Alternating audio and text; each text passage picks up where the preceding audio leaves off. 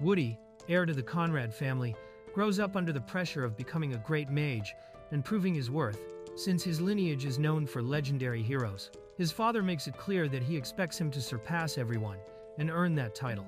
Woody accepts the responsibility imposed by his father and, during the ceremony, is about to discover what talent he has inherited, while everyone anxiously awaits the result.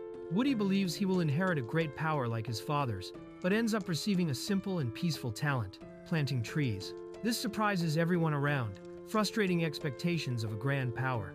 Woody is devastated to realize that his talent is considered useless by others. Everyone around, including his family, is disappointed and says he is not worthy of being a hero or even a warrior, and that his engagement should be cancelled. Woody feels the weight of failure before his father. Woody is humiliated by his brother, who calls him a failure and tells him to get out of the way. The father also shows disappointment. Woody feels his family's disdain and becomes even more shaken. Woody's brother receives the talent of Great Mage, the same as the father, being praised by everyone. This only increases the contrast with Woody, who feels even more out of place for having inherited a simple talent. Acid, Woody's brother, receives praise and recognition from the father for inheriting the power of Great Mage, being seen as the true heir of the Conrad family. Woody watches everything, feeling increasingly excluded and inferior. Woody wonders what his place in the family will be now, while Acid openly humiliates him and is declared the true Conrad heir. Woody is left aside, feeling defeated and despised. Now isolated, Woody spends time alone in the garden, watching the plants while others follow their routines normally, making it clear that he is excluded from the family's company. Woody's brother appears, confronts him, and destroys the flower planted by their mother. Woody is shocked and saddened by the cruel act, while Acid ignores his feelings. Woody is ridiculed by Acid and the others, who mock him for valuing his mother's flower. They treat Woody's mother's memory with contempt, reinforcing his isolation and sadness even more. Woody is aggressively expelled from home by his brother, who says he no longer belongs to the family. In shock, Woody hears someone calling for him as everything collapses around him. Ira, a maid, protects Woody after he is expelled. Even knowing the risks, she does not hesitate to stay by his side, confronting Acid, who despises her attitude. Acid provokes Era and says he will show his superiority using the power of Great Mage. Era tries to protect Woody and faces Acid, asking him to stop. Woody begs Acid not to hurt Era, saying he will leave immediately and do whatever they want, only asking that his friend be spared. Acid reacts with contempt, enjoying his suffering. Breathless and shaken, Woody walks away after being expelled. He apologizes to Era for having involved her in his problems, but she says she chose to accompany him of her own will. Era smiles and asks Woody not to apologize, showing she is at his side by her own choice. Still, Woody can't help but feel responsible for the situation. Woody and Ira realize they are lost in the middle of the desert. Exhausted and worried, they fear they will not survive the heat and lack of water. Era uses her talent as a water mage to conjure water in the desert, saving both from thirst. Woody feels grateful to have Era by his side, while she believes she received this gift for a reason. The two manage to cheer up a bit despite the situation. Woody discovers that the desert where he was left is part of the Conrad family's lands, a place considered useless and abandoned by everyone, reserved precisely for those seen as failures. Woody discovers he was appointed Lord of the Desert and has the mission to restore that land, bringing life back to the place. Even finding the situation strange, Era tries to cheer him up, and Woody gets lost in embarrassing thoughts for a moment. Woody and Ira realize that just pouring water will not protect them from the desert's strong Sunday. Worried about survival, Woody solves the problem by pulling tents, tables, and even sleeping bags from a magic storage item, ensuring shelter for both. Woody shows Era an old map he received from his father before being expelled. Even suspicious of his father's intentions, he feels a small relief thinking there may still be some affection in the family. Upon analyzing the map, Woody realizes there is only desert around and no oasis in sight. Era then suggests that, if there is no oasis, they can create one, showing optimism and cheering Woody up to face the challenge. Era encourages Woody to use his talent to transform the desert into an oasis, but Woody explains that the dry, nutrient-poor soil does not allow anything to grow, making the idea seem impossible. Woody is still haunted by his brother's cruel words, feeling useless. Even so, Era encourages him and proposes they try together to transform the desert, giving Woody hope. Era encourages Woody, saying her water magic can help the trees survive. Touched by her support, Woody decides to try but fears disappointing, even Era if he fails. Woody realizes he should not doubt Era, since she accompanied him without hesitation. He decides that, regardless of difficulties, he will not let Era die in the desert, showing that he now has a goal even more important than the fear of failing. Woody decides to use his talent for planting trees to try to transform the desert. He activates his power and, even though it is only the second time he does this, he is determined to change the fate of that place. Woody plants his first tree in the desert, marking the start of a new phase. Even thinking the seedling is small, he receives a message that his skill has evolved, unlocking a new status for his tree planting talent. Ira is surprised and finds Woody's talent cute upon seeing the tree he planted. Woody discovers he can level up his power by planting more trees and that new skills will be unlocked as he progresses. Woody hears a voice speaking directly in his mind, explaining that his skills will grow as he plants more trees. Era notices nothing.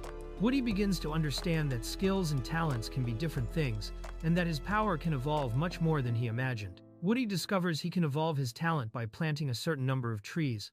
Also, to advance, he needs to accumulate smile points, a special condition tied to his power.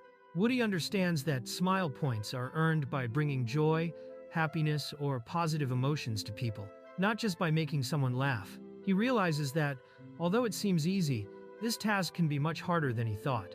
Woody receives guidance to gently hold Ira's hand and look into her eyes, as if touching something precious. Ira is surprised and awkward with the sudden gesture. Woody compliments Era, saying he likes how cheerful and full of life she is, comparing her to a tree. The gesture makes Era embarrassed, and Woody earns 7 smile points for provoking a positive emotion in her. Woody discovers that the stronger the person's positive reaction, the more smile points he earns. He realizes that Era was genuinely happy with his words, not just as a maid, but from her heart, which surprises and touches him. Woody realizes that, even though he can't please his father or Acid, he can still make someone smile. This gives him strength to keep trying to create an oasis together with Era, feeling useful by her side.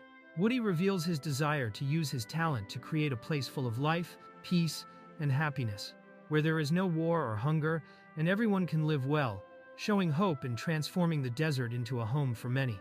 Woody earns more smile points by sharing his dream with Era.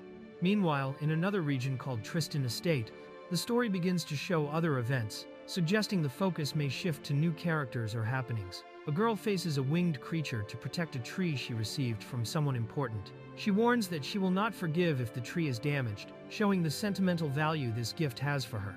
The girl admires the large tree in her garden, called the World Tree, while the creature wonders who could have planted it there, suggesting that Woody might be responsible for this special feat. The girl observes the World Tree and thinks about the special person who planted it. She wonders if the creator of this tree might actually be Woody, showing that his actions are already starting to draw the attention of important people. The girl attacks fiercely to protect the tree, surprising even the creature, who realizes it got into a dangerous situation by messing with something so important to her. The girl reveals that the tree's creator promised to marry her, surprising the creature. Even trying to explain itself, the creature realizes it's no use arguing, as the girl is determined to protect the tree and her feelings. Determined, the girl shows her strength and states that a mere creature is no match for a sword saint, charging to attack without hesitation to protect the tree and what it represents. The creature reveals it is not a common monster, but Simurgh, the divine bird, and says that not even the greatest heroes could defeat a god. It asks the girl, called Sword Saint Maiden, to put away her sword. The girl is surprised to realize the bird is truly a divine creature, since her attack had no effect. She understands that both the tree and the bird belong to ancient legends, being much more special than she imagined. The girl understands that only a legendary creature like the divine bird could enter that place and speak like a human. Simurgh says he will soon leave, but first wants to ask an important question, since it is rare for beings like him to reveal themselves to humans. Simurgh asks the girl for the name of the exceptional soul who gave her the World Tree, surprising her by recognizing this feat as truly extraordinary. The girl feels recognized to see Simurgh seeing Woody as someone truly exceptional. She says she wants to believe that because no one has ever recognized Woody in that way before, showing confidence in the divine bird's words. She reveals to Simurgh that Woody Conrad gave her the tree, and that he is her fiancé, describing Woody as someone kind, with eyes as gentle as the tree he planted. However, she wonders about the state of their relationship. Simurgh thanks the girl for the information and says that, as a divine beast, he must fulfill his duty with Woody. The girl becomes worried about what Simurgo intends to do, fearing what might happen to Woody. Simurg admits he does not know where Woody is and asks for help to find him. The girl reveals that no one talks about Woody at the Conrad mansion, as if he never existed. She says her father and everyone ignore her questions, so she has no idea where Woody Island. Wounded and hurt after being expelled, Woody thinks everything happened just because his talent was different from others. The girl approaches and says he is amazing, that she admires strong people like him, even without using any talent. Woody smiles, surprised, realizing those words were for him as a person, not as Sword Saint. The girl refuses to pretend that Woody never existed. The divine bird senses a new energy and realizes that a world tree has been created. He says only one person could do that and suggests they fly there together. The girl asks to be taken by the divine bird, as she has something important to tell Woody. Before leaving, she reveals her name, Nadja, and thanks the bird Simurg as she flies with him. Nadja decides she no longer needs her surname, saying she can now be called simply Nadja, leaving the past behind as she moves forward. Woody and Era are impressed by the sandstorm that hasn't stopped all day, but realize that, thanks to the tree's barrier power, they are protected from the storm and even from insects. Woody and Era find the tree's power amazing, as it protects even against rain and sand. They think that, if they could sell something like this, they would make a fortune. Woody thinks Era is right, since not even a storm managed to get them wet. Woody and Era decide to stop there to rest, as the sun is setting. They agree on where they will plant their trees, and Woody prepares to plant his. Woody and Era realize that the barrier has greatly increased after planting more trees. Now it's their third day living in the desert.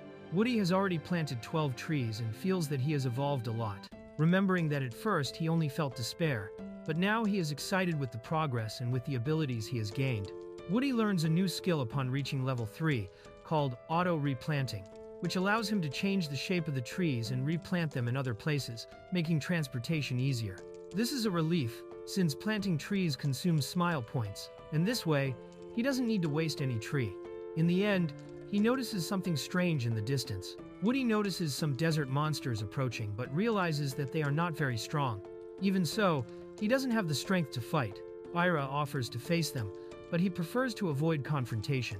Suddenly, the monsters go away on their own. Woody suspects that the barrier from the trees creates a wave that repels monsters, making the place safer. Woody and Ira decide to relax, since they are safe.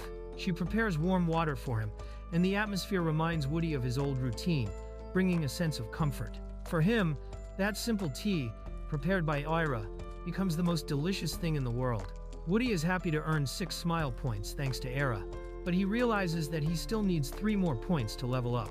He thinks about how to get these points, and the system suggests helping to find a way to earn more smile points. Woody refuses the suggestion to get points in a forced way, since he doesn't want to make Era smile just to level up. He thinks the most important thing is to see her real smile, even if that's not efficient for points, because he believes these smiles are worth much more. Woody realizes that he normally earns the same amount of smile points, usually 6 or 7, but he notices that earning 4 points seems much less than usual. He's curious about the reason, and thinks about checking the point history to better understand the difference, but says that for now he doesn't need help. Woody remembers that the 4 smile points came from when he talked about his plans for the territory, trying to create a place full of smiles and peace. Right after, he asks Era what she thinks of these ideas, but she seems surprised by the question. Woody realizes he gained 4 smile points when Era fainted from so much happiness after hearing that he liked her. He worries about her, but Era soon apologizes, saying it was just too much emotion and that she doesn't even remember what they were talking about before. Woody notices that the amount of smile points varies depending on the situation. While he thinks about it, a mysterious figure appears watching from afar during the night, suggesting that something new is about to happen.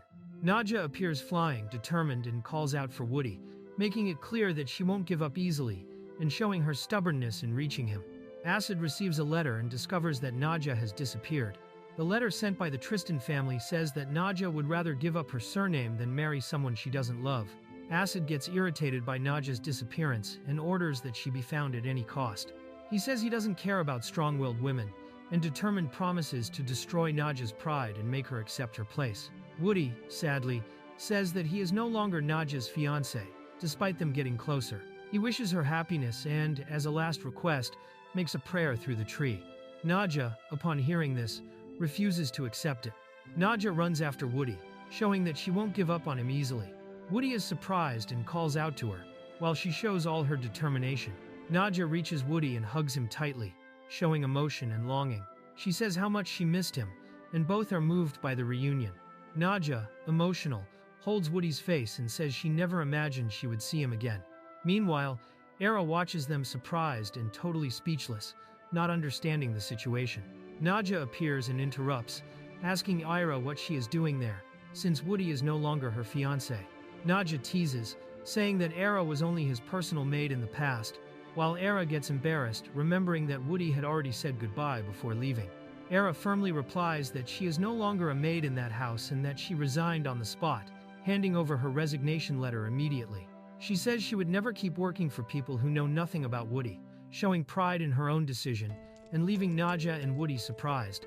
Woody gets worried because he thought Era was still receiving her salary, but she says that his concern is enough as a reward. Even though she quit on impulse, Era knew very well what she was doing. Joking, she says that he can pay however he wants, leaving Woody embarrassed. Woody gets nervous, feeling as if he's taken on a dangerous debt, while Era and Nadja tease him. Nadja reveals that she also gave up her family name and status, just like Era left her job as a maid. Woody is surprised and asks the reason for this choice. Nadja holds Woody firmly and says that after losing everything, she realized what really matters. She says that from now on, Woody will be only her fiancé, making her feelings clear. Woody gets nervous with Nadja's declaration and doesn't know how to handle the situation. Simurg, watching everything, comments that Woody is popular among women, joking about his own past. Woody and Era get confused by the bird's comment. Woody and Ira are startled to see a giant bird cross the barrier and start talking. The bird introduces itself as Simurg, the divine bird, and assures them that it is not a monster nor has bad intentions. Woody realizes that the bird is the divine bird, a legendary creature from the kingdom's folklore. He thinks the bird really has a majestic aura, but even so, it could be a trick from some monster. Still, if it's true, meeting this creature is a huge feat. Nadja defends the bird, saying it's trustworthy, since it was the one who brought her there. The maid is suspicious and questions the logic of it, but Nadja rebuts, asking if she really thinks she would bring something dangerous close to Woody. Woody tries to calm Nadja and the maid, who start arguing. The bird, calling itself the self-proclaimed divine bird, says that the reason for its appearance is simple, and prepares to explain. Woody comments that everyone is confused by the sudden appearance of a sacred beast before them. The divine bird reveals that it flew there because it wanted to find out who created the world tree in that place, surprising Woody when he realizes it was because of him and his tree. Woody, Era, and Nadja are surprised when the divine bird appears before them, landing near the world tree and drawing everyone's attention. The three look surprised at the tree, which produces a special fruit. The divine bird recognizes the miraculous fruit of the world tree, impressing everyone with this rare phenomenon. They observe the golden fruit from the tree and are confused about its true value. The divine bird notices that no one there understands the importance of the fruit, while Woody also has no idea what is happening. The divine bird explains that the fruit of the world tree is a treasure more valuable than gold, with a taste better than any delicacy and unsurpassed nutritional value. Everyone is impressed to learn this. The bird explains that just one bite of the fruit can cure diseases and give eternal youth and beauty, being more valuable than gold. Even among divine beings, it is a coveted treasure, and others may come after this fruit. Other divine beings might also show up to get the fruit, like the divine wolf or the phoenix. The protagonists get worried because they had already eaten several of these fruits without knowing their value, just because they were hungry. Nadja scolds Woody for not being careful when eating the fruit, saying it could have been dangerous in the desert. Woody says he was desperate to find her before it was too late. She reveals that she is exhausted, as she spent days searching for him in the sky. Nadja says she went about 2 days without eating or drinking anything. Now that Woody knows the fruit is safe, he offers one for Nadja to eat too, even knowing it is something valuable. Woody says he doesn't care about the fruit's value, and just wants to see Nadja eat, as he knows it will be good for her. Nadja thanks him and thinks that she doesn't regret the choice she made, showing she is happy by his side. Nadja tries the fruit and is surprised by the taste, saying it is delicious. She feels a creamy texture and a sweet flavor with a slight tang, finding the fruit amazing and unique. This makes her earn smile points, showing she is truly happy with the experience. Nadja says she feels satisfied, as if floating on clouds, and that just one fruit was enough to fill her. They conclude that the reason they're so energetic in the desert isn't just the tree's barrier, but also the legendary nutritional value of the fruit, as Simurgh explained. The fruit is described as a condensed form of vital energy. They realize that, since they arrived, they haven't felt the effects of the sandstorm because the tree creates a protective barrier around them. Simurgh explains that this is just part of the true power of the world tree, which naturally forms a sanctuary, purifying and enriching the land around it. They understand that the tree purifies the land and increases abundance, making crops grow better and keeping impurities away. The tree's energy repels monsters, making the place safe. Woody realizes that the barrier created is like a small sanctuary, which explains why the monsters ran away before. Woody hears that creating a world tree is something impressive, even if it is small. For others, this is more amazing than the feats of a sword saint or a great mage, making it clear that his skill is special. Woody feels a bit embarrassed by so much praise. The bird proposes a deal to Woody about the world tree. He explains that, although the sanctuary is already working, its effects are still limited. With his divine blessing, the sanctuary would reach its true potential. Simurgh says he can bless and protect a chosen place, making the sanctuary even stronger. In exchange, he asks for 1 fruit from the world tree per day. Woody and the others are surprised by the request, and Simurgh thinks that maybe he exaggerated in his demand. Woody easily accepts Simurgh's request, saying he has plenty of fruits left since each tree produces 1 fruit per day. He even offers 1 for Simurgh to try. The bird is in shock, unable to understand how easily Woody handles something so valuable. Simurgh observes the number of trees created by Woody and is impressed, saying his actions go beyond what's reasonable. Even in such a vast world, creating so many trees is unbelievable. Woody just smiles, holding his bag full of fruits. Woody excitedly says he can still plant up to 4 trees per day, while Simurgh gets exhausted just thinking about it. Simurgh reflects that Woody needs to find a permanent place and create an official sanctuary, because if he keeps planting without control, problems may arise in the future. Simurgh thinks the desert village marked on the map must be close by, as a possible location for the new sanctuary. Suddenly, he notices something strange and reacts in surprise. Woody reaches level 4 in his tree planting skill, and receives a notification that new trees can now be planted. He celebrates the achievement, while Nadja and Era watch excitedly. Woody confirms he planted another tree, saying now he can harvest even more fruits per day. Nadja comments that the fruit was delicious, and even Simurgh was excited. The group then asks Simurgh if he managed to locate the village on the map, as they continue on hopefully. The group comments that now they can explore the desert by air thanks to Simurgh, who was brought by Nadja. Woody thanks them, saying he can only smile because of everyone. Era reinforces that she's helping too, using water magic every day to keep Woody from dehydrating in the heat. Era and Nadja are happy, and Woody gains 6 smile points. He realizes he can now plant new trees, as he's unlocked different species. The group's mood improves, everyone talks more, and the group, which used to be just a duo, now has 3 people and a bird, forming a united and lively team. Woody discovers that now he can plant several types of trees besides the world tree. Peach tree, apple tree, pear tree, mulberry, persimmon tree, and chestnut tree. He's surprised by so many options and realizes that they're all fruit trees. Thus, he understands that the planting system goes far beyond just world trees. While waiting for Simurgh, Woody decides to plant a different tree to test it. He calls Era and Nadja to watch and chooses to plant an apple tree, excited to show the novelty. Woody plants the apple tree, and it quickly grows from the ground, surprising everyone. Nadja and Ira find the young tree very cute and are excited with the result. Woody explains that the newly planted tree is an apple tree, so it's different from the world tree. He says that, although it's just a seedling now, when it grows, it will bear delicious apples. Woody notices that both of them are enchanted by the fruit of the world tree. He comments that the apple tree is just a common tree, different from the world tree, but it would be great to create a full orchard with peaches and pears when they have a sanctuary. Everyone agrees that this can be the group's first project in the new place. Woody tells the tree seedling to wait a little longer and promises to find a good place where it can grow strong. He comments that for the trees to grow, they need nutrients, water, and fertile soil, so they'll need a real sanctuary to truly plant. Woody is called by the divine bird, who asks him to hurry in that direction. Woody and the others follow the divine bird, who says they'll understand everything when they arrive. They ask what's going on, but the bird explains that, as a divine beast, it can only guide, since it cannot interfere directly in the human world. The group understands that the bird Simurgh must remain neutral, as even divine beasts have rules to follow.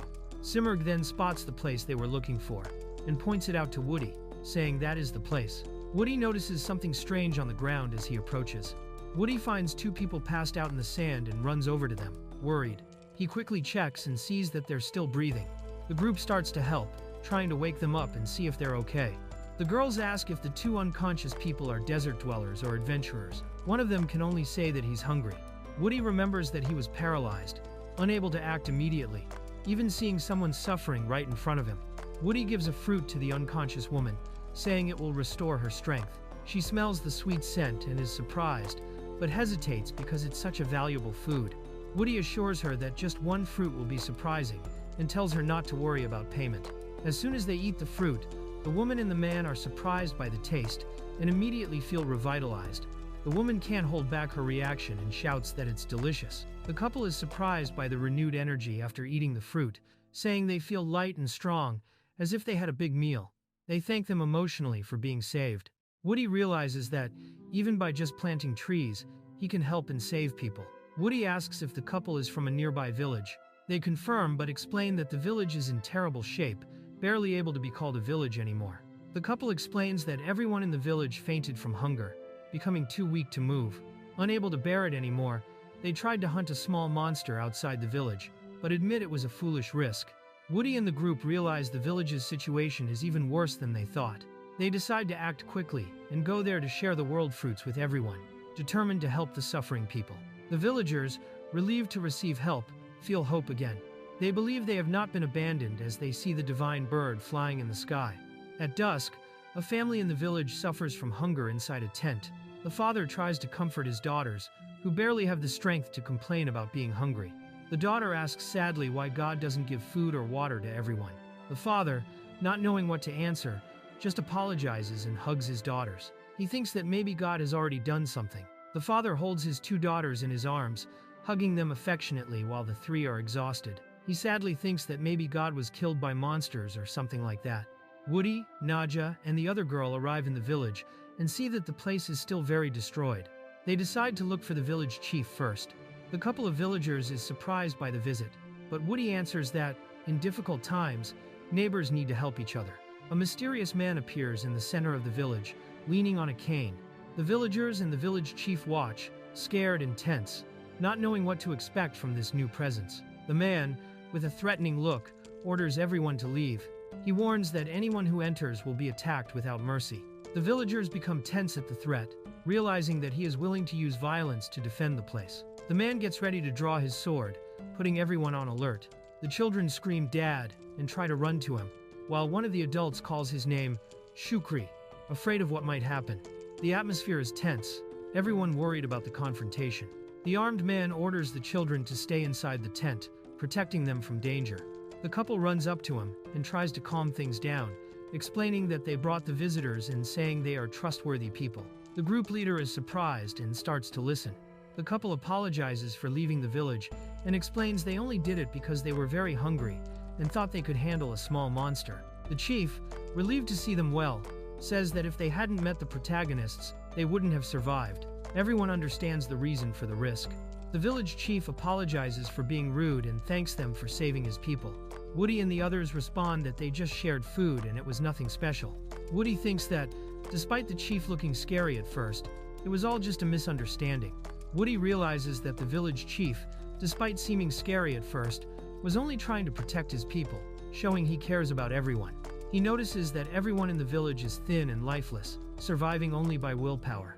The village chief thanks them and says he would like to repay their help, but has nothing to offer, since they can barely survive there. Nadja says Woody didn't help expecting a reward, he just did what he could for those in front of him. Woody is embarrassed, but Nadja confirms that he helped without expecting anything in return. The chief asks if they only came to help, and Woody answers yes, that their goal is to help other people from that place too. Woody offers a plate full of the miraculous fruits to everyone, and asks them to eat.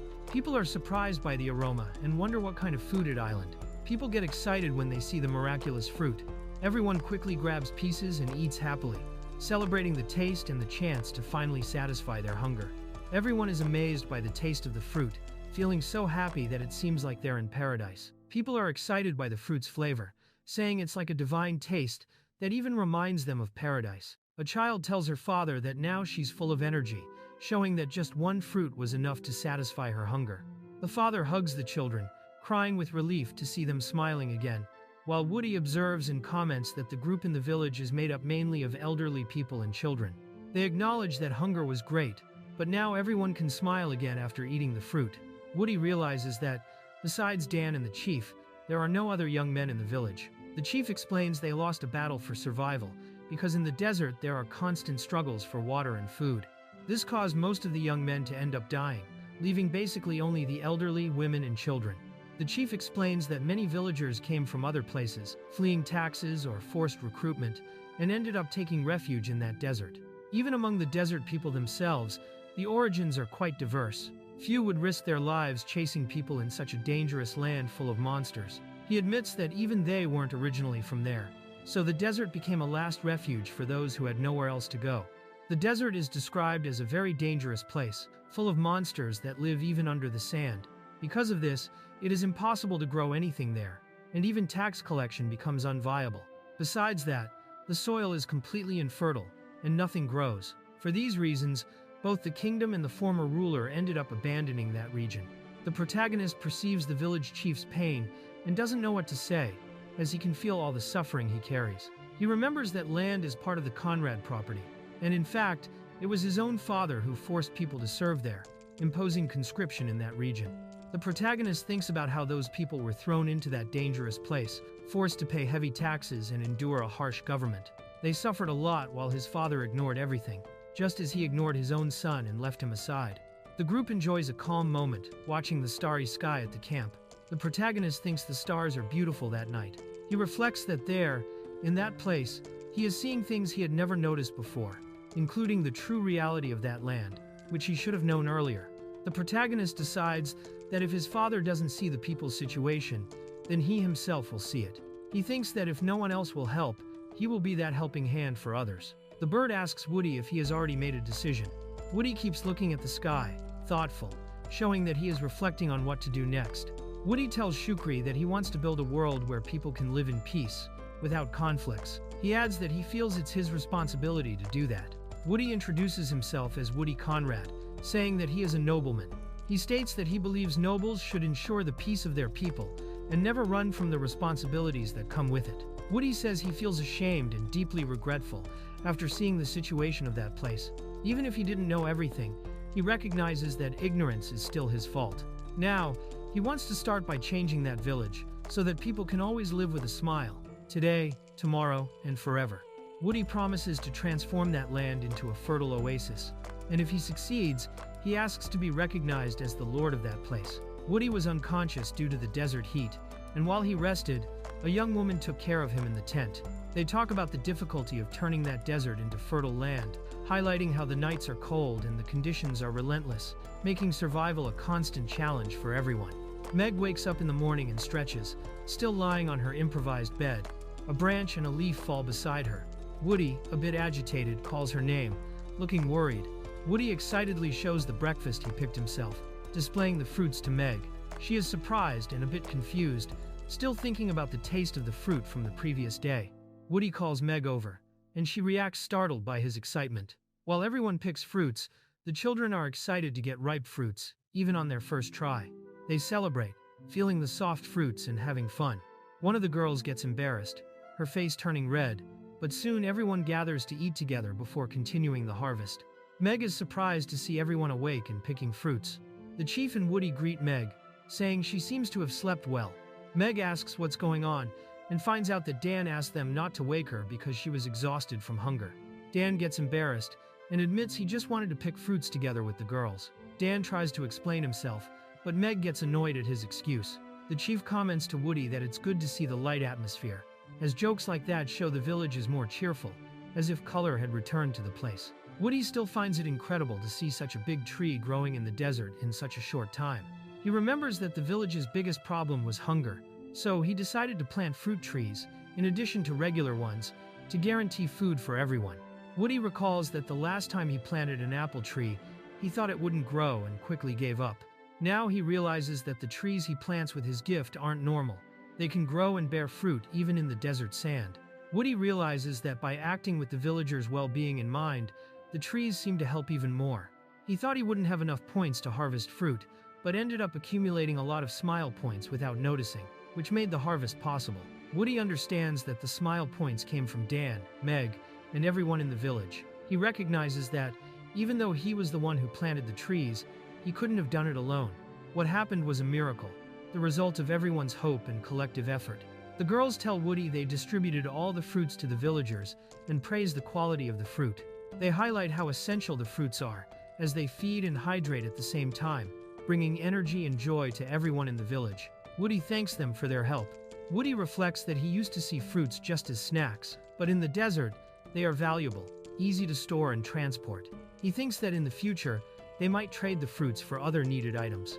Woody dreams of creating a full orchard to end hunger and fulfill the promise of turning the place into fertile land. Woody walks beside the village chief, reflecting on how hard it must be to trust a stranger like him. The chief acknowledges Woody's gift, saying that place is everyone's home, and now it's changing thanks to him. Woody admits he planted the tree using his gift, revealing himself as a noble. The chief explains that only nobles have that kind of power, but makes it clear that he hates nobles, as they usually use their abilities only for their own benefit, seeing others just as resources. The village chief says Woody is different from the other nobles. He acknowledges that Woody stayed in that forgotten place when no one else wanted to, and did everything he could to help the villagers. The chief says he was surprised when he heard Woody say he would turn the desert into fertile land, not because he thought it was impossible, but because he saw in Woody's eyes that he really believed in that future. Now, he feels he wasn't mistaken about him. The village chief, recognizing Woody's efforts and achievements, officially declares that territory as belonging to him. He states that Woody has fulfilled his part of the promise, leaving Woody and the others surprised and moved. The chief says the whole village is grateful to Woody for saving their lives, and that recognizing him is everyone's will. Woody feels the hope and affection of the people, understanding that he now bears the responsibility for a better future for everyone there. Woody feels the weight and responsibility of owning land, but also acknowledges that he chose this path to create abundance alongside everyone. He shakes the chief's hand, firm in his decision to move forward with the people towards a better future.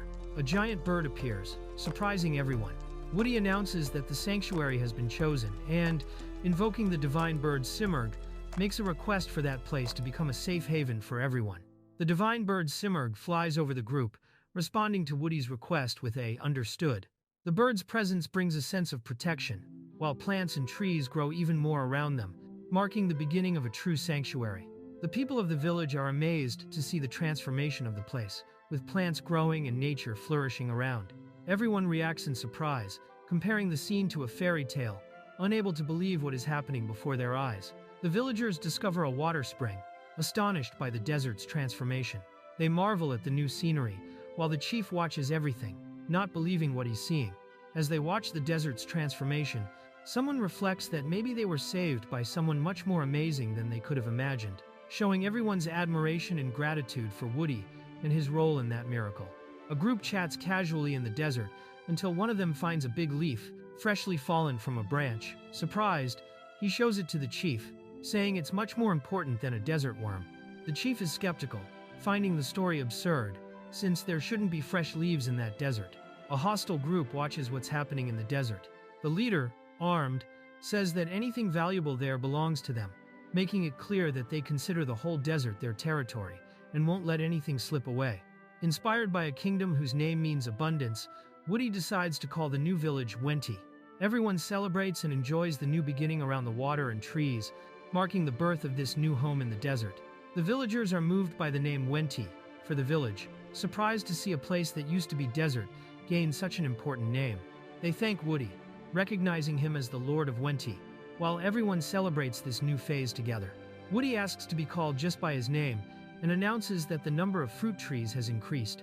He invites everyone to eat as much as they want. The village then celebrates with a great fresh fruit party, celebrating the new abundance of the place. While picking fruit, Woody and one of the girls talk about how the harvest has even become a physical exercise. Thanks to the sanctuary, the village now has a real orchard, with almost 24 trees, 4 times more than before.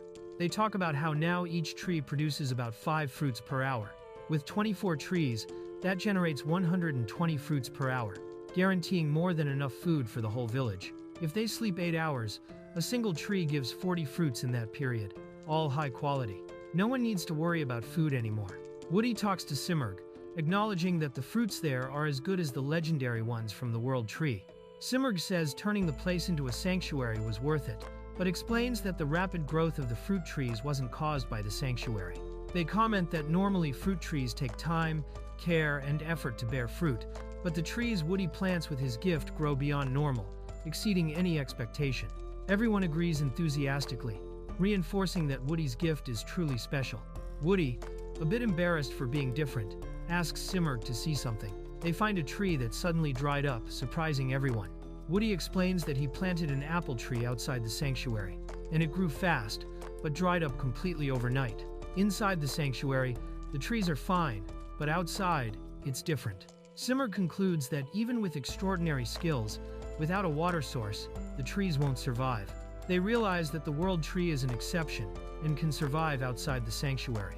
Simurgh encourages Woody to keep experimenting to advance even further, and in gratitude for his curious spirit, gives him a gift, monster meat. Woody is surprised by the unexpected gift. Woody receives from Simurgh a large piece of monster meat and other rare materials, and is surprised by the weight. Simurgh explains that, in exchange for protecting the sanctuary, he gets a World Tree fruit per day, but thinks that's not enough, and so also offers meat and materials as gifts for Woody. Woody realizes that, with the abundance of fruit and bartering with Simurgh, there's already a trading system working in the village. He thinks that if the news spreads, they could sell or trade fruits for things still lacking in the region. Woody says that with surplus fruit, they can share prosperity with others and create a relationship where everyone wins. Simurgh is happy that he is satisfied, but warns Woody to keep being cautious. The text shows that it's not just monsters attracted by the vegetation in the desert. Woody is now a main target for raiders, since his prosperous village draws the attention of those seeking easy resources. Woody gets a level-up notification in his skill.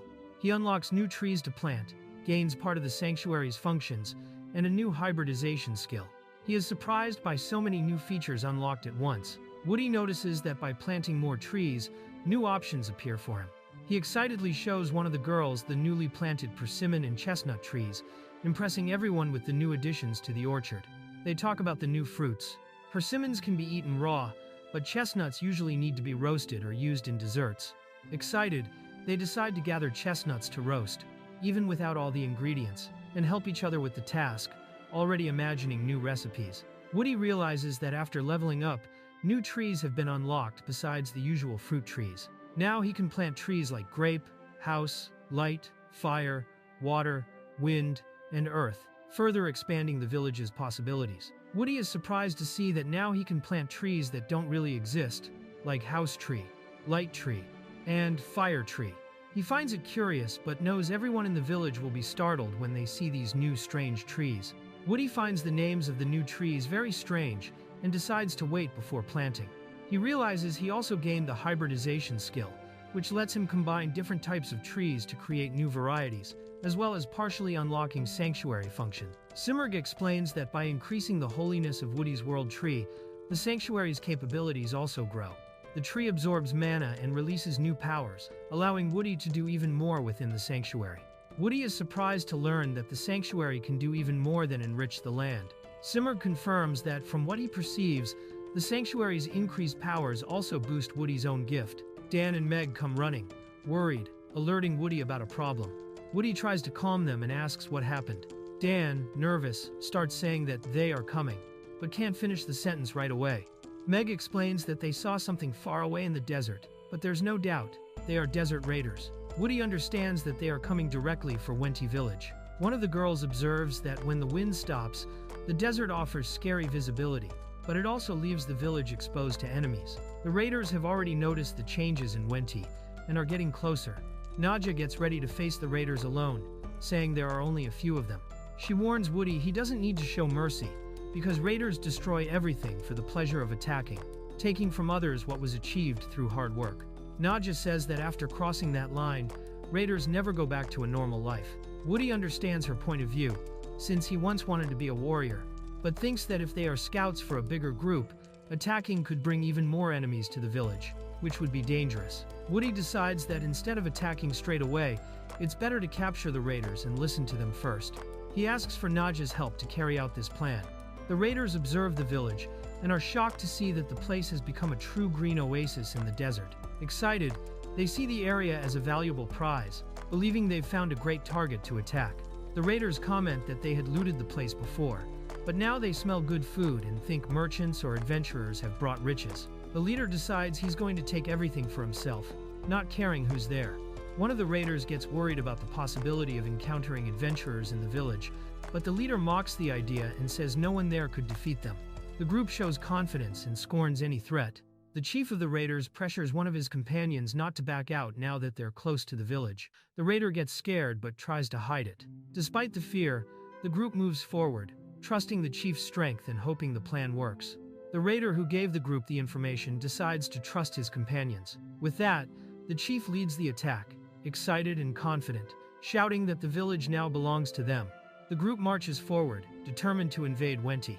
Naja attacks the invaders with magic, knocking them all down at once. The raiders are thrown far away, completely caught off guard by her power. Naja easily defeats the raiders, throwing them all to the ground with a single blow.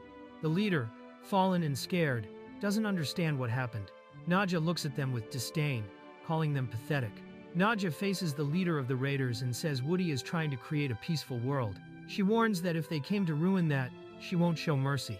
She then attacks the man with speed and strength, making it clear she won't hold back. Naja smiles and reassures them, saying she used the blunt side of the blade, causing no serious injuries. The leader of the raiders lies on the ground, defeated, groaning in pain. While chestnuts are roasting and the village seems peaceful, the captured raiders are tied up and in shock. One of them says the village is cursed and isn't even sure if what's happening is real, clearly afraid of the villagers' strength. Woody thanks Naja for capturing the bandits and asks if she's okay. She responds confidently. The tied-up bandits are shocked to learn Naja is a sword saint and realize why they were defeated so easily. One of them tries not to show fear but is clearly terrified. The bandits remain upset and try to intimidate Naja, but she puts them in their place, threatening them with her sword. Woody asks for calm and says he'll handle the situation.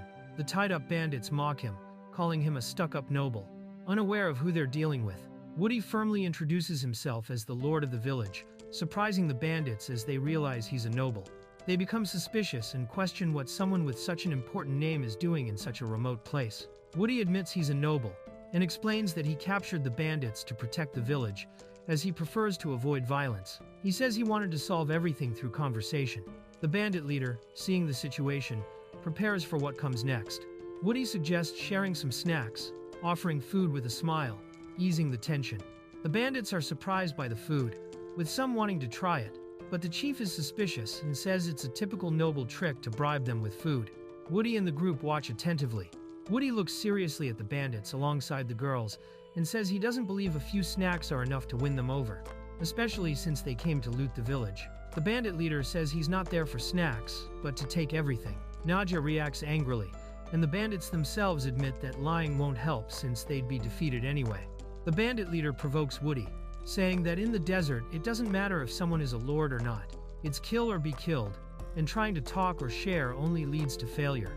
The others observe the situation with serious expressions. The maid tastes the sweet made by Woody and is delighted with its soft and sweet flavor, showing happiness and surprise while he watches her reaction with satisfaction. Woody and the others comment on how good the sweets turned out and decide to share with everyone later. They notice that the captured bandits haven't touched the sweets, showing that even among them there's a kind of pride. Woody concludes that at least they aren't part of a larger gang, which brings relief to the group. Woody notices that none of the bandits threatened revenge, which helps calm things down. But the villagers remain scared, so Shukri suggests resolving the situation quickly. Shukri asks Woody what should be done with the bandits. Woody apologizes for the trouble, but Shukri says they trusted him as the leader and will accept whatever decision he makes. Then, Shukri asks directly, does Woody intend to let the bandits stay in the village? Woody replies yes, he wants to let the bandits stay. He says his goal is to turn the desert into a place where everyone can live happily, including the bandits. Even if it seems impossible, he still wants to try. Woody thinks he doesn't want to be like his father, giving up on people as soon as they make a mistake. Meanwhile, the bandits try to untie themselves and plan to escape somehow, even without knowing how. Naja warns the bandits to save their energy, because trying to escape is impossible. The bandits realize they have no chance and think about asking for forgiveness, promising not to attack the village again. They think the noble might forgive them if they show regret. The bandits consider asking for food when they leave, but one of them suggests something else, giving up the bandit life and asking to live in the village as regular residents. The leader resists, but seems to consider the idea, realizing there might not be a better option. The bandits argue between running away and continuing to starve or staying in the village, even as servants, because at least they'd have something to eat. Despite the logic, one of them refuses right away, but others acknowledge that the chief has a point. The bandit leader says that after all they've stolen, there's no way they could just return to the village as if nothing happened. He thinks it's impossible for the villagers to accept them back, saying no one would be that foolish or naive. The group's mood is filled with doubt and discouragement about being accepted. Even so, one of the bandits says he'll beg and do whatever he can to be accepted. The others mock him, saying he only wants food, calling him a coward. But he insists it's not just about that. You can send the next part, or ask for a recap from where we left off. If you want me to continue, just let me know. The character sees a new house and blushes, excited, thinking it's now her new love nest with Lord Woody. Woody is surprised by her reaction. Woody gets flustered and explains that the treehouse was planted for the village chief, not for them. He promises Ayla they'll plant their house later. Ayla gets a bit embarrassed about the misunderstanding. Nadja and Woody show the treehouse, which looks like a real house inside, fully furnished. Everyone is impressed by the interior and the fact that they can enter it, realizing it's not just a regular tree. Everyone realizes the treehouse can greatly improve life in the village, both in comfort and health. Woody thinks that as they progress, new trees with different functions can be planted. But for now, the treehouse will be the most useful. The captured bandits are still in the village, which makes the villagers uneasy. Woody thinks that with the treehouses, at least doors can be locked for more safety, but he still feels he needs to do more. He starts thinking about other kinds of trees that could help solve the situation. The bandits are blindfolded and tied up inside the treehouse. One of them notices a strange smell and comments to the others. They complain it's hard to notice anything with their eyes covered, but are told to use their noses to find out what's going on.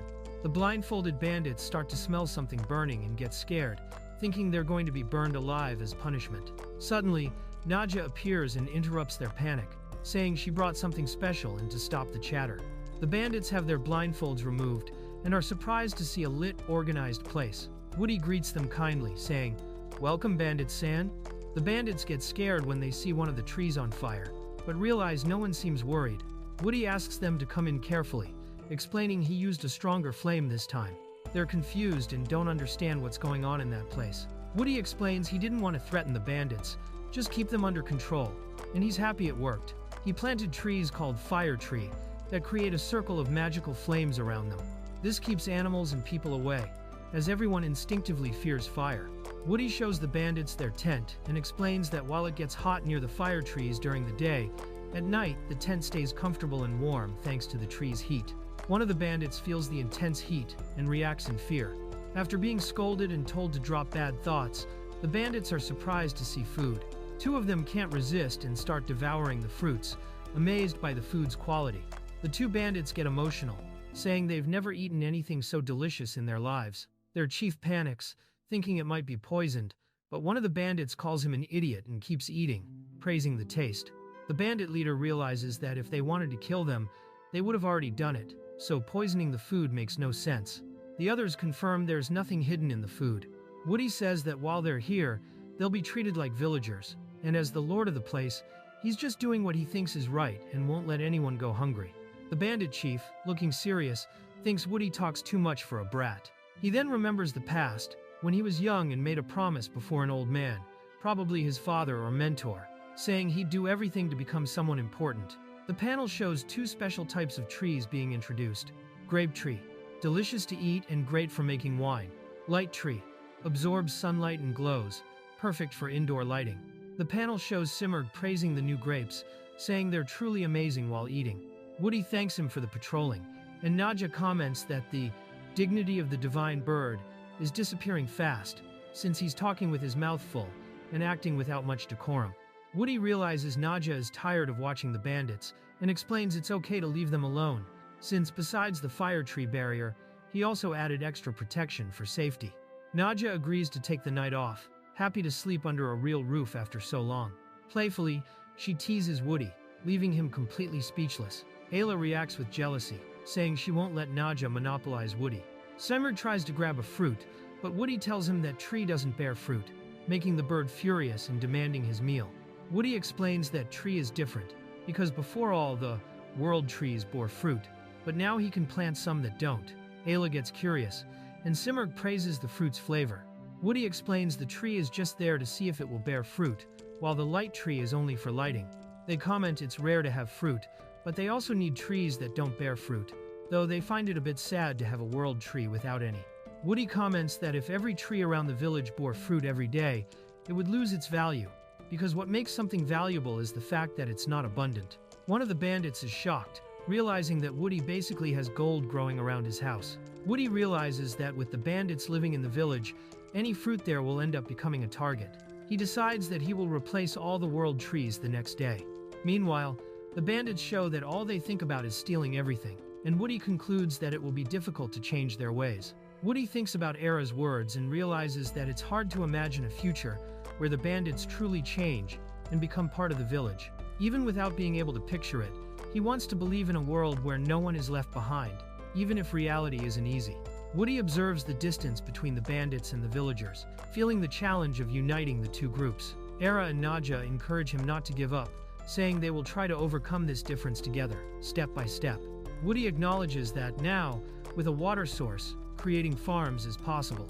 Naja and Ira suggest using the bandits as labor to harvest and prepare the land, as long as they are supervised. The next step depends only on the bandits' willingness to cooperate. Woody thanks both of them for their support. They comment that they could force the bandits to work, but that wouldn't bring about real change. The group discusses reform, and the bird says that within the sanctuary, it might not be as difficult as it seems. The group talks about the sanctuary. The bird explains that the sanctuary repels evil and works as a magical barrier against monsters, as well as cleansing negative emotions of those who are inside it. The bird explains that although the sanctuary does not turn criminals into saints overnight, the longer they stay there, the more their hearts can soften. This process is more effective than in the outside world, though it takes time. The bird also says there is now a method to accelerate this effect, since the sanctuary is stronger. The bird reveals that there is a method to accelerate the purification of the villagers, granting them aptitudes, which will help strengthen and speed up this process inside the sanctuary. It is explained that only nobles have aptitudes, and it is extremely rare for a commoner to receive one. That is why common people don't even go through the blessing ceremony. When nobles turn 15, they receive an aptitude through the blessing ceremony. These aptitudes are like talents or special abilities. They learn that the difference between nobles and commoners is who has these aptitudes and who doesn't. The group reflects on whether the difference between nobles and commoners was truly just due to status. But the revelation that they can grant aptitudes to the villagers using the power of the sanctuary changes everything they knew until now. The group thinks about the consequences of giving aptitudes to the villagers, but recognizes that the mere fact of being able to perform the blessing ceremony in the sanctuary is already incredible. However, since everyone there is a commoner, there is no guarantee that anyone will actually receive an aptitude. The group comments that, although not impossible, the blessing ceremony is almost never held for commoners, because they rarely receive aptitudes. Even so, Simurg ignores the doubts and decides to gather everyone to hold the ceremony immediately, leaving the group surprised by the decision. The villagers notice that something different is happening and get excited, thinking it is a festival. Shukri explains that, in fact, the reason is that the divine beast has something important to share with everyone, but asks them to leave the dancing for another time. The villagers gather to watch the event, some more excited than others. The divine beast confirms that everyone is present and announces the beginning of the blessing ceremony, leaving an air of expectation. The villagers are surprised to learn that they will participate in the blessing ceremony, as they thought only nobles could receive aptitudes. They question if this is allowed, but the divine beast confirms that everyone has been chosen for the ceremony, starting with the village chief. Chief Shukri stands before the divine beast, ready to receive his aptitude. The protagonist announces the beginning of the ritual, revealing that the chief's aptitude will be shown. Chief Shukri receives the aptitude of cleric, someone who guides and supports others with hope and faith. He is surprised to discover his new role. Shukri is astonished and moved to receive an aptitude, feeling that being a cleric is something that has Alwilage chief, receives an aptitude in the ceremony. The protagonist says he didn't do anything special, While Simurgh explains that aptitudes have nothing to do with being noble or commoner, that's just a human rule. The village chief proves that commoners can also receive aptitudes. The protagonist realizes that what they learned before was something that only favored nobles. Ayla concludes that although nobles have a higher chance due to bloodlines, many commoners could also receive aptitudes. Ayla is still trying to understand everything, but she acknowledges that this is something huge and that having an aptitude can truly improve people's lives. The children get excited, praising their father and wanting to participate, but he reminds them that they can only do so after turning 15. The bird says that the rule of only granting aptitudes to those 15 or older is just a local tradition, not a real rule. For humans, age doesn't matter in this ritual. Everyone realizes that many things they thought were truths were just customs, and the children celebrate being able to participate. The bird asks Chief Shukri to use his new cleric aptitude and lead the blessing ceremony in his place. Shukri is completely surprised by the request, unable to believe what he's hearing. The bird reassures Shukri, saying he doesn't need to worry. He explains that those who have divine aptitudes, like cleric, priest, or nun, can conduct the blessing ceremony inside the sanctuary. Thus, the bird himself no longer needs to perform this function. The bird explains that performing the ceremony requires obligations, such as communicating directly with the gods, which is quite laborious. He says he's not just trying to avoid work. The group understands this is the real reason. Shukri comments that, despite having the divine aptitude, he still doesn't know how to use this power. Shukri guides the children, saying that the knowledge of the cleric is already within them. He asks them to close their eyes, focus, and just follow what they feel. After the ceremony, several children in the village receive special aptitudes like magic and swordsmanship. In total, about 20% of the villagers gain aptitudes thanks to the ritual conducted by Shukri. The results of the ceremony surprise everyone, as many more people received aptitudes than expected.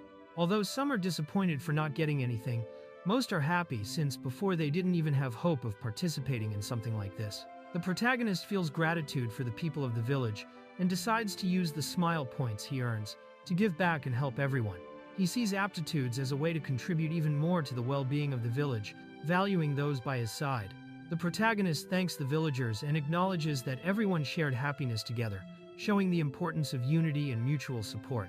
The people who awakened combat aptitudes will start training under the supervision of the character known as the Sword Saint, along with Era, the new water mage. The character Naja will train those with swordsman and pirate aptitudes since they are physically demanding. Meanwhile, magical training is focused on endurance. Fiona needs to cast fire until she breaks a bottle, and Maclay must create water until he reaches his limit. Naja tells the two to train running until sunset, showing that the physical training will be tough. Woody notices that the training is intense, but at least everyone is in good hands. Woody observes that the village is more lively than ever. Simurgh suggests that after everyone gets used to their new powers, Chief Shukri should begin rehabilitating the bandits. Although it seems difficult, Shukri, now with the cleric aptitude, accepts the task without hesitation. Simurgh explains that the sermons of a cleric, when done with love, can even drive malice away from people. Woody understands but feels a bit skeptical, thinking that this is what it means to have faith. Woody thanks Simurgh for his support during the ceremony and reveals that he created a new fruit, especially for him. Simurgh becomes curious about the type of fruit, and Woody says it's something different but hopes he will like it. Woody presents his creation, a grape wrapped in fire magic, called Fire Muscat. Simurgh is shocked to see the fruit on fire. Woody shows that he has created other types of magical grapes, each with a different element: fire, wind, earth, and water, surprising everyone. Woody presents the elemental grapes, his new creation, leaving Simurgh shocked and impressed with the different fruits.